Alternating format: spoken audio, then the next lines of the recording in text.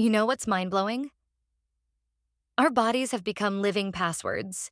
The unique patterns in our eyes, the ridges of our fingertips, even the way we walk, they're all part of a biometric revolution that's transforming security as we know it.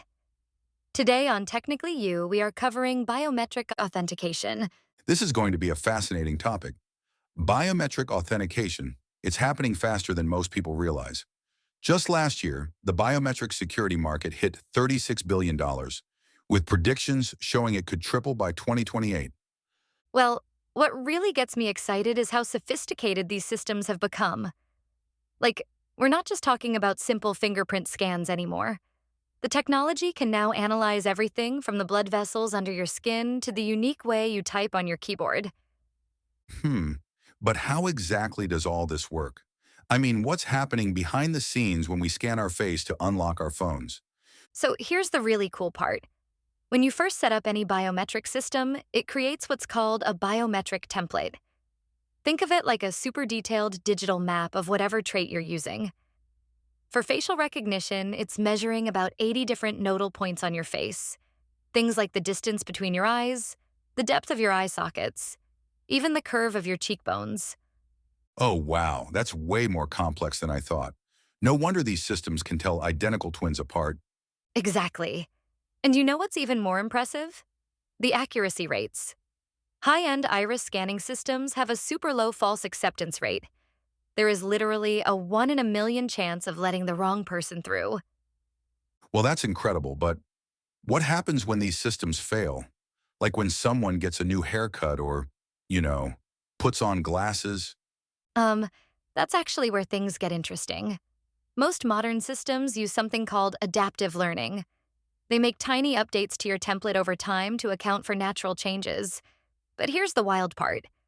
Some new systems are using artificial intelligence to predict how your biometric markers might change over time. Like some kind of biological fortune telling? That's pretty wild. You know what's even wilder? There's this new technology called behavioral biometrics that can identify you by how you interact with devices. The way you swipe on your phone screen, your typing rhythm, even how you hold your device. It's all as unique as a fingerprint. So basically, everything we do could potentially be used to identify us? Well, pretty much. And here's where it gets really interesting. Some systems are combining multiple biometric markers. Like, imagine a security system that's simultaneously checking your face, voice, and walking pattern. They call it multimodal biometric authentication, and it's nearly impossible to fool. That's amazing for security, but I can't help wondering about privacy concerns. Oh, you're absolutely right to be concerned. Like, did you know that in 2019, a major biometric database breach exposed over 28 million records? That's the scary part about biometric data. Once it's compromised, you can't exactly change your fingerprints or get new eyes. Uh, that's actually terrifying when you think about it. So that's why the industry is moving towards something called cancelable biometrics. It's like having a digital version of your biometric data that can be revoked and reissued if it's ever compromised. Think of it as a renewable biological password. That's clever. So we get the security benefits without the permanent risk. Exactly. And looking ahead, the innovations are just getting started. Researchers are working on things like DNA-based authentication, heartbeat patterns, and even brainwave recognition. Some experts predict that by the end 2025, more than 75% of smartphones will use some form of biometric authentication. Well, sounds like passwords might become extinct sooner than we think. You know what's funny about that? Traditional passwords aren't actually going away. The future is more about combining different security layers. Your biometrics become just one part of a more comprehensive security approach. Something you are, plus something you know, plus something you have. That makes a lot of sense. Like having multiple locks on your door, but one of them is literally your biology. Mm-hmm.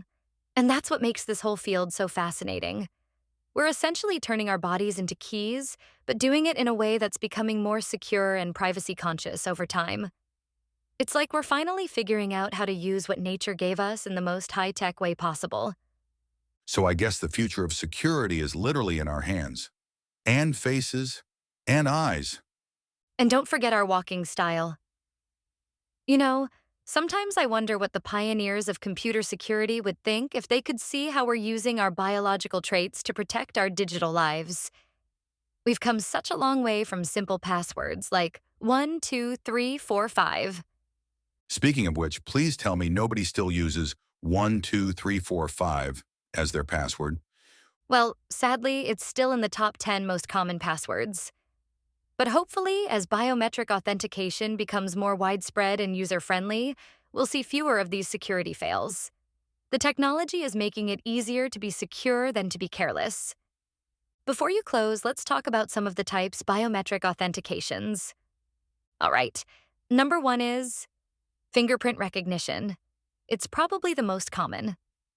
Your fingertip has unique ridges and valleys that scanners can read. Used everywhere from smartphones to office doors. Then there's facial recognition.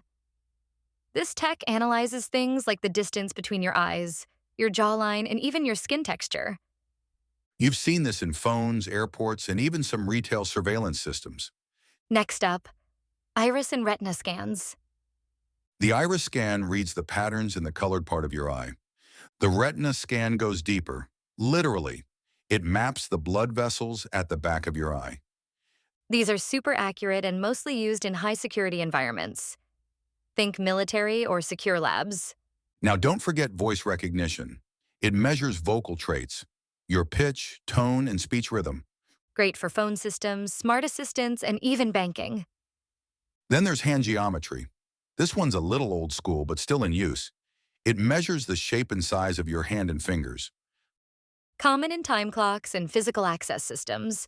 Now, here's one that sounds futuristic: vein recognition. It uses infrared light to map the vein patterns in your palm or finger. It's extremely secure and very hard to spoof. And finally, behavioral biometrics. These aren't physical traits, but how you do things.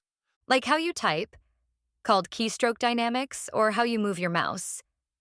Even how you walk, gait analysis can identify you. These are used for continuous authentication, especially in cybersecurity. That's it for today. Be sure to follow Technically You for more insights into the world of technology and cybersecurity. Until next time, stay secure and stay curious.